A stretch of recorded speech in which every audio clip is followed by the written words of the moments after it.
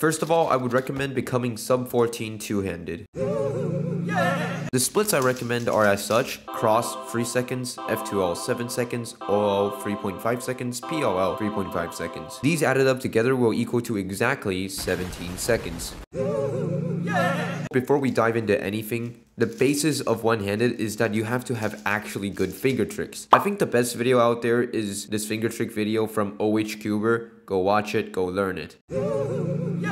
The big thing that really changed up my cross game was utilizing wide U and especially wide R moves a lot more. When used correctly, this eliminates the need to use any lefty moves, which just sucks for one-handed. Another thing that really helped me was choosing to rotate over doing B or F moves, or just really any hard finger trick. And this is a theme you'll find for a lot of OH solving. You focus on making something more fluent and easier to do, rather than trying to push yourself into doing a very tricky thing. Alright, here is a pretty simple example to hopefully get across what I mean. Our cross pieces are here, and then they have to go down here and here. Normally for two-handed, you might come up with a solution like B2, R prime, F, R, but that's just not very easy to do one-handed. For one-handed, when solving a cross, I think there are two main paths you could go down. The first path is to just do the same solution, but with a modification like a rotation in the middle. The second path is to just find a different solution that may or may not be better. So I'm going to show both of them as an example. So going ahead to do the same solution that we would normally do two-handed, B2, R prime, F, R.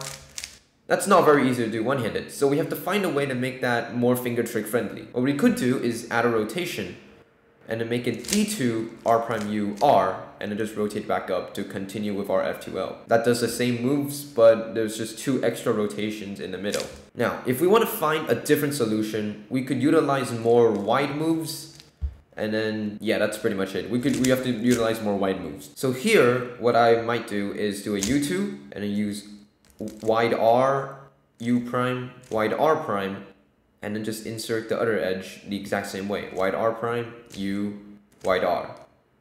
So you could actually just cancel in the middle. For F2O, just focus on keeping it simple. Focus on turning, TPS, and fluency over trying to save a lot of moves with hard and fancy finger tricks. Following that trend, don't be afraid to rotate. A lot of times it's better to just rotate and do R moves instead of not rotating and then having to deal with F moves. Alright, so I think I'll just give like a really quick F2O example. So let's say after doing cross, this is what the cube looks like. We have a free pair here. It's just a free move insert to come into the right slot. For two-handed, my first instinct would probably just do F moves and then throw the pair in.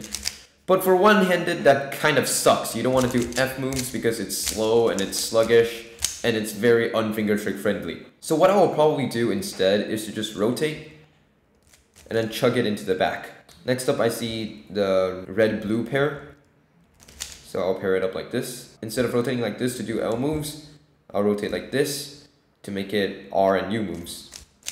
And then next up, I see these two pairs. So rotate like this. And then solve it into the back again. And then last pair is just in the back. So I'll just rotate once again. And then go ahead with the last layer.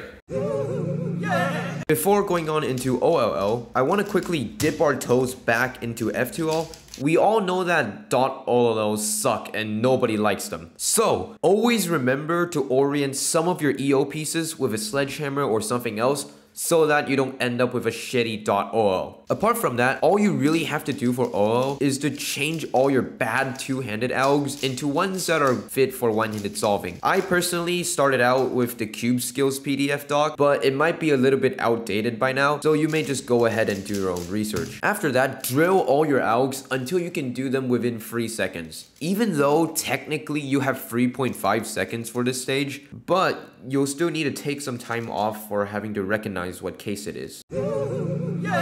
POL is the exact same thing as what I just talked about in OL. Just change your bad algs and then drill them until they are all within 3 seconds or less. And along with that, you can also try to work on your recognition, but that really should just come with doing a bunch of solves. And yeah, I think that's all one needs to become sub 17 in one-handed. There isn't any real need for anything like COLL or ZBOL. If you enjoyed or learned something from this, please like, subscribe, all that shit. And yeah, goodbye. I'm gonna go to sleep now. I don't know why I keep filming videos at night. I'm stupid. Dog. Okay, he's scared. Why are you scared?